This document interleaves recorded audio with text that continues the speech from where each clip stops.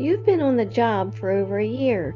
Everything's going smoothly with all job requirements being crystal clear.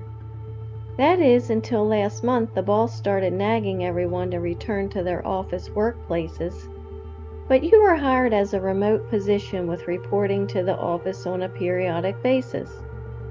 In fact, your manager-to-be said during your job interview, you'd never need to report to the office for this position since COVID will never be through. But now things have changed. Camaraderie is suffering and work's not getting done on time. These are the words of management as they try to get everyone in line. Notwithstanding, you notice that the company continues to hire people from all over the country, allowing them to work remotely if not stationed locally, as you told the boss quite bluntly. So the boss turned to guilt tripping to get the locals in line, but you know from training with the Stoicess that management will lose as employees begin to leave one by one over time.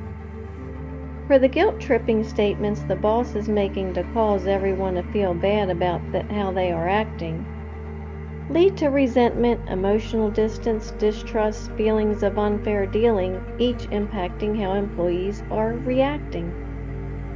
However, truth be told, one must set boundaries when dealing with another's degradation, and enforcing those boundaries in an act of wisdom on your part and not as an act of insubordination. For Apostle Paul said to put on the full armor of God, so that when the day of evil comes you may be able to stand your ground. And after you have done everything to stand, this advice you have always followed so you will not be kicked around. And if the boss subsequently presses you with the why question, you simply respond, I'm protecting our relationship by being truthful with one another as we always are when we correspond. And if the boss doesn't buy into this response, well, what you say next doesn't really matter because it's time to move on as you orchestrate your own personal renaissance.